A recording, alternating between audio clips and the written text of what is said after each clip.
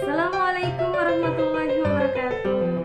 Selamat pagi anak-anak hebat kelas 6. Bagaimana kabar kalian hari ini? Berjumpa lagi dalam pembelajaran jarak jauh pada hari ini dengan Ibu Titi. Pada hari ini kita akan membahas materi tentang tematik kelas 6, tema 2, persatuan dalam perbedaan, subtema 1, rukun dalam perbedaan, pembelajaran 3. Jangan lupa anak-anakku selalu menjaga protokol kesehatan dengan cara memakai masker, mencuci tangan dengan sabun, dan selalu menjaga jarak. Sebelum belajar, jangan lupa untuk berdoa terlebih dahulu.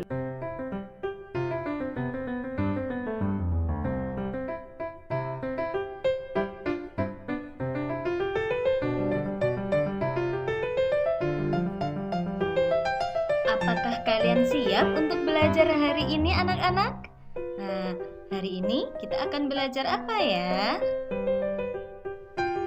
Kita akan belajar tematik kelas 6, tema 2, persatuan dalam perbedaan, subtema 2, rukun dalam perbedaan, pembelajaran 3. Anak-anak, kompetensi dasar dari materi ini yaitu untuk muatan IPA KD 3.3 menganalisis syarat makhluk hidup menyesuaikan diri dengan lingkungan. KD 4.3 menyajikan karya tentang cara makhluk hidup menyesuaikan diri dengan lingkungannya sebagai hasil penelusuran berbagai sumber. Untuk muatan bahasa Indonesia, KD 3.4 menggali informasi penting dari buku sejarah menggunakan aspek apa, di mana, kapan, siapa, mengapa, dan bagaimana. KD 4.4 memaparkan informasi penting dari buku sejarah secara lisan, tulis, dan visual dengan menggunakan aspek apa, di mana, kapan, siapa, mengapa, dan bagaimana, serta memperhatikan penggunaan kosakata baku dan kalimat efektif.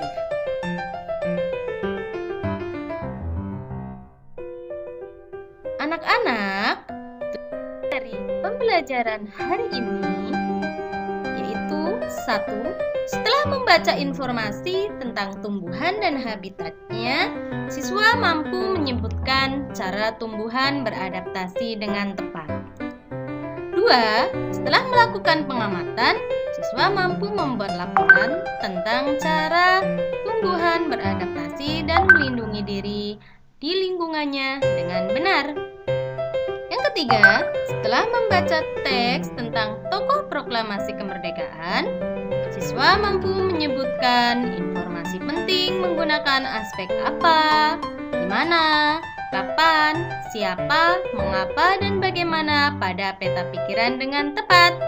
Yang keempat, setelah berdiskusi, siswa mampu mengembangkan informasi pada peta pikiran melalui tulisan dengan detail. Pembelajaran sebelumnya kita sudah belajar adaptasi tumbuhan teratai dan teks sejarah proklamasi. Nah, materi yang akan kita pelajari hari ini adalah cara tumbuhan menyesuaikan diri terhadap lingkungan. Pagi ini, Udin dan teman-temannya sedang bekerja sama untuk mengumpulkan informasi tentang tanaman dan habitatnya. Mereka berdiskusi dan mencatat semua hasil pengamatan. Meskipun mereka berasal dari latar belakang yang berbeda, namun perbedaan tidak menghalangi mereka untuk belajar bersama.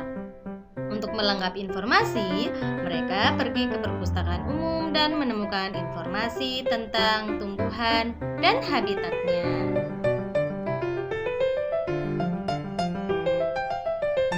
Setiap jenis tumbuhan memiliki ciri-ciri yang berbeda. Ada tumbuhan yang memiliki ciri-ciri dengan daun lebar dan tipis. Ada pula tumbuhan yang memiliki daun yang tebal dan berduri. Apakah tempat tinggal setiap tumbuhan sama? Tentu saja, tempat tinggal tumbuhan berbeda-beda. Seperti yang sudah kita pelajari kemarin bahwa tumbuhan teratai hidup di perairan. Nah, apakah yang dimaksud dengan adaptasi? Adaptasi adalah kemampuan makhluk hidup menyesuaikan diri dengan lingkungannya. Kira-kira apa ya tujuan dari tumbuhan beradaptasi? Tumbuhan beradaptasi untuk mempertahankan hidupnya. Mari anak-anak kita pelajari lebih lanjut tentang materi adaptasi. Adaptasi diklasifikasikan menjadi adaptasi morfologi, fisiologi, dan tingkah laku. Adaptasi morfologi adalah cara makhluk hidup menyesuaikan bentuk tubuh dengan lingkungannya, dengan tujuan untuk bertahan hidup, atau dapat juga diartikan sebagai cara penyesuaian bentuk tubuh dan alat-alat tubuh organisme terhadap lingkungannya. Adaptasi jenis ini mudah diamati karena terjadi pada bagian luar tubuh makhluk hidup. Adaptasi morfologi ada 3. Yang pertama adalah adaptasi hidrofit. Yang kedua ada adaptasi higrofit, dan yang ketiga ada adaptasi xerofit. Adaptasi hidrofit. Adaptasi yang dilakukan oleh jenis tumbuhan hidrofit yaitu jenis tanaman yang mampu bertahan hidup di perairan. Ciri-ciri yang pertama adalah tumbuhan hidup terapung di atas permukaan air. Karena tumbuhan memiliki rongga antar sel yang berisi udara agar bisa mengapung dengan ciri-ciri daun lebar dan tangkai daun menggembung yang berisi udara. Contohnya adalah tanaman eceng gondok dan kiambang.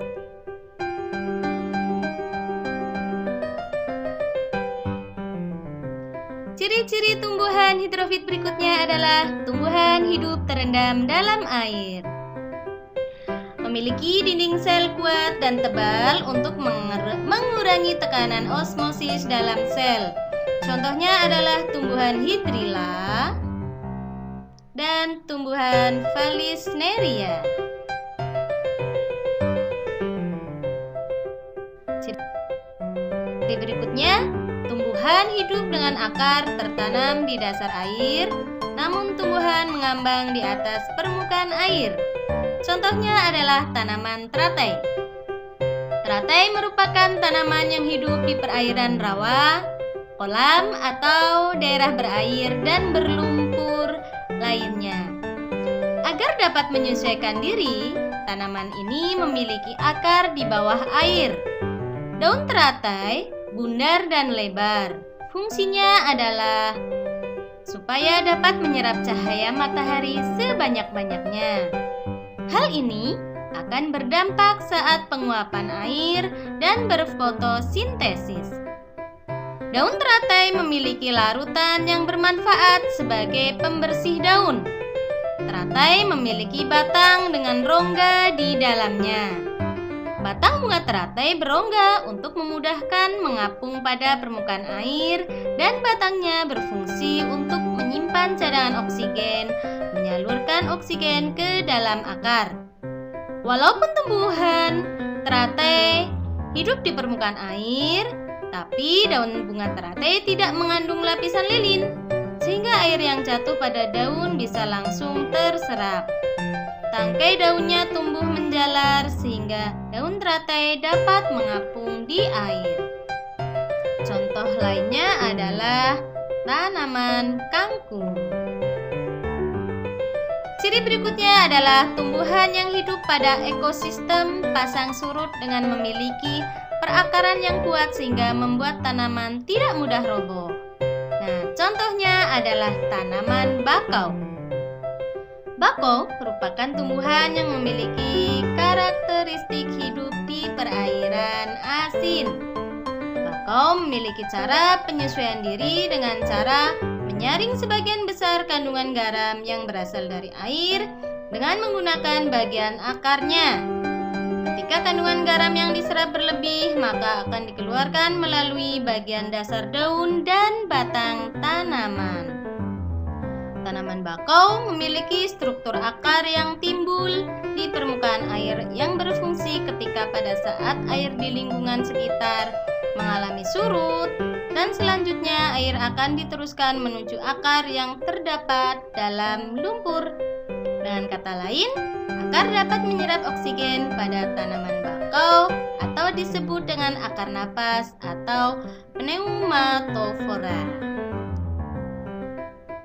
Berikutnya adalah adaptasi xerofit. Adaptasi yang dilakukan oleh jenis tumbuhan xerofit yaitu jenis tanaman yang mampu bertahan hidup pada lingkungan tanah yang kering. Ciri-cirinya, tanaman memiliki daun sempit dan tebal. Permukaan tubuh tanaman tertutup lapisan lilin. Bagian batang tumbuhan xerofit tebal. Memiliki akar panjang.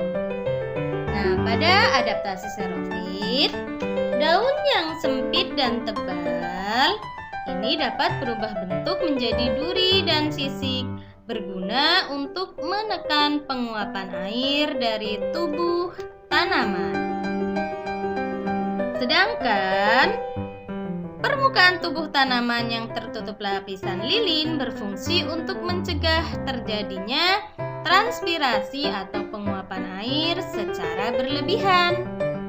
Bagian batang tumbuhan xerofit itu tebal dan berupa jaringan spons yang berfungsi untuk menyimpan cadangan air.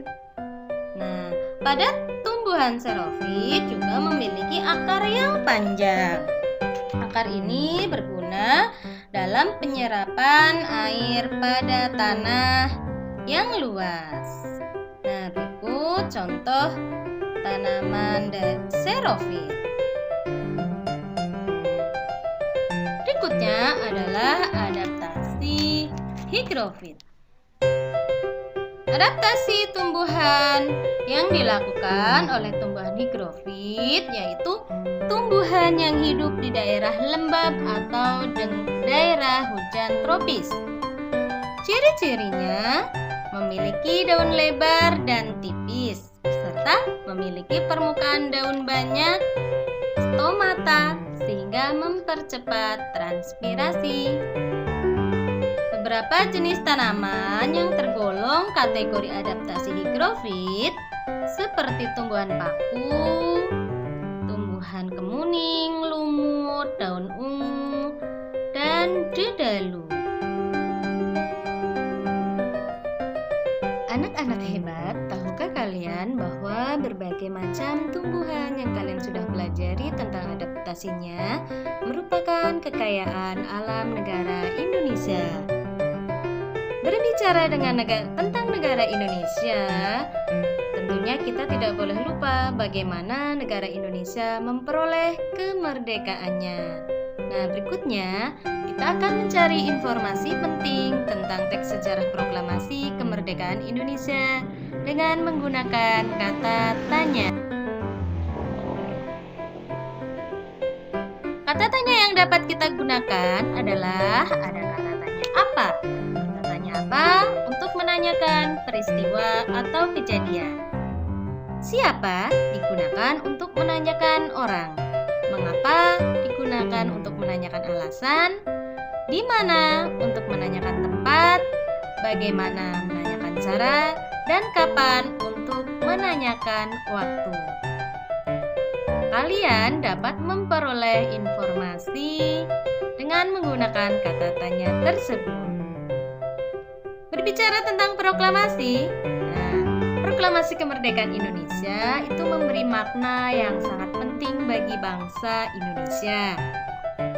Sejak teks proklamasi dibacakan, bangsa Indonesia menjadi negara yang merdeka, berdaulat, dan bermartabat.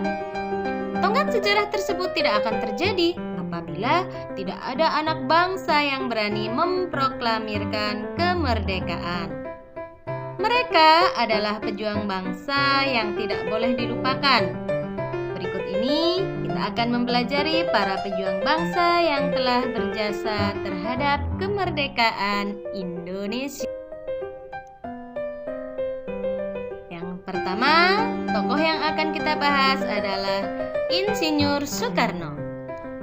Beliau merupakan salah satu orang yang berjasa dalam mendirikan negara Republik Indonesia sebagai negara berdaulat. Bung Karno lahir di Blitar, Jawa Timur 6 Juni 1901 dan meninggal di Jakarta 21 Juni 1970. Bung Karno menyusun konsep teks proklamasi di rumah Laksamana Tadasi Maeda bersama Bung Hatta dan Mr. Ahmad Subarjo. Ia kemudian menandatangani teks proklamasi atas nama bangsa Indonesia bersama Bung Hatta. Bung Karno membacakan teks proklamasi kemerdekaan Indonesia di kediamannya di Jalan Pegangsaan Timur nomor 56 Jakarta. Nah, kalian dapat melihat foto dari Bapak Proklamator, yaitu Bapak Bung Karno. Tokoh berikutnya adalah Dr. Andes Haji Muhammad Hatta atau akrab disapa dengan Bung Hatta. Lahir di Bukit Tinggi, Sumatera Barat, 12 Agustus 1902. Beliau wafat di Jakarta 14 Maret 1980 pada usia 77 tahun. Bung Hatta menyusun konsep teks proklamasi bersama Bung Karno dan Mr. Ahmad Subarjo. Ia ikut menandatangani teks proklamasi atas nama bangsa Indonesia bersama Bung Karno. Muhammad Hatta adalah wakil presiden pertama Indonesia.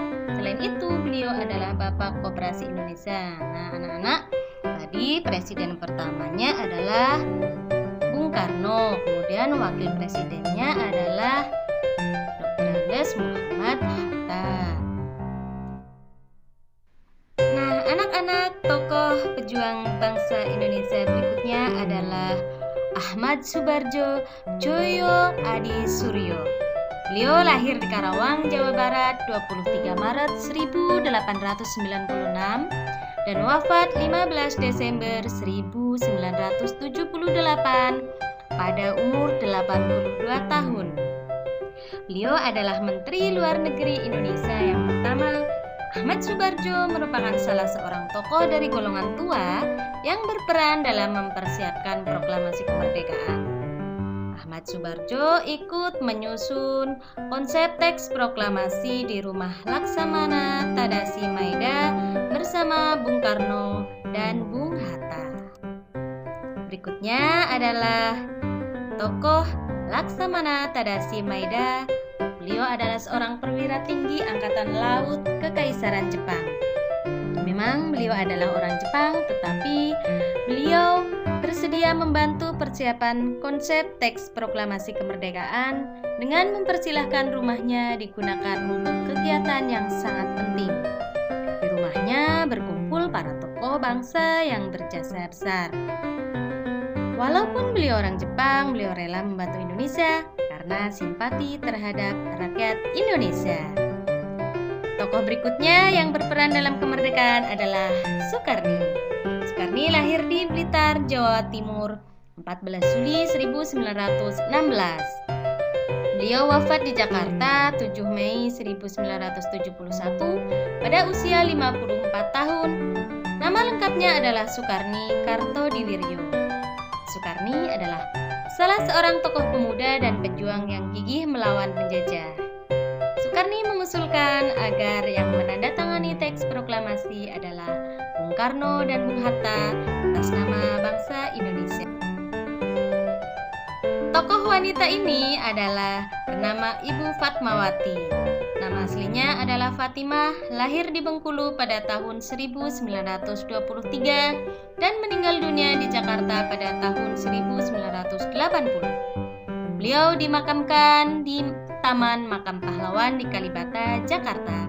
Fatmawati menjahit bendera pusaka Sang Saka Merah Putih yang dikibarkan pada upacara proklamasi kemerdekaan Indonesia di Jalan Pegangsaan Timur nomor 56, Jakarta. Tokoh yang akan kita bahas terakhir adalah Sayuti Melik. Teks proklamasi kemerdekaan diketik oleh Sayuti Melik. Beliau adalah tokoh pemuda yang juga sangat berperan dalam proklamasi kemerdekaan.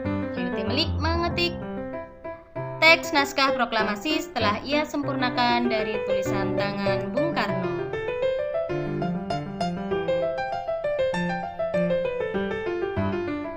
Setelah kalian membaca dengan seksama teks proklamasi sejarah kemerdekaan Indonesia, kalian dapat menuangkan dan menuliskan informasi penting pada peta pikiran. Dengan kata tanya apa, misalnya adalah apa peranan Sukarni dalam peristiwa proklamasi kemerdekaan? Jawabannya adalah Sukarni adalah orang yang mengusulkan agar yang menandatangani teks proklamasi adalah Bung Karno dan Bung Hatta atas nama bangsa Indonesia. Untuk kata tanya mengapa, kalian bisa menuliskan mengapa Laksamana Tadasi Maeda mau membantu Indonesia. Kalian bisa menjawabnya karena Laksamana Tadasi Maeda bersimpati terhadap rakyat Indonesia. Kemudian untuk kata tanya siapa, misalkan siapa yang membacakan teks proklamasi kemerdekaan? Jawabannya adalah Insinyur Soekarno dan Dr. Andes Muhammad Hatta. Kemudian untuk kata tanya bagaimana? Bagaimana proklamasi bisa menjadi tonggak sejarah baru bagi bangsa Indonesia? Kalian bisa menjawabnya karena sejak proklamasi dibacakan, rakyat Indonesia memiliki negara merdeka, berdaulat, dan bermartabat. Kemudian untuk kata tanya kapan? Kapan bendera merah putih pertama kali dikibarkan? Kalian bisa menjawabnya pada upacara proklamasi kemerdekaan Indonesia di Jalan Pegangsaan Timur nomor 56, Jakarta. Untuk kata di mana, misalkan di mana proklamasi kemerdekaan Indonesia dilaksanakan. Kalian nanti bisa menjawabnya di Jalan Pegangsaan Timur nomor 56, Jakarta. Baik anak-anak hebat, kalian harus tetap semangat belajar. Anak-anak, sekarang waktunya menjawab soal. Catat di buku catatanmu ya. Soal nomor 1. Apa yang dimaksud adaptasi tumbuhan? Soal nomor 2. Mengapa tanaman teratai memiliki daun yang lebar? Sertakan alasan kalian ya. Soal nomor 3. Coba perhatikan tumbuhan berikut ini. Bagaimana cara tumbuhan tersebut beradaptasi? Soal nomor 4. Tuliskan 3 ciri tumbuhan xerofit. Dan soal nomor 5 adalah tuliskan 3 contoh tumbuhan hidrofit. Jawablah di buku catatan kalian. Selamat mengerjakan. Nah, anak-anak, bagaimana materi hari ini? Menarik bukan? Semoga materi yang kita pelajari dapat bermanfaat. Untuk diakhiri, wassalamualaikum warahmatullahi wabarakatuh. Terima kasih, sampai jumpa di materi berikutnya.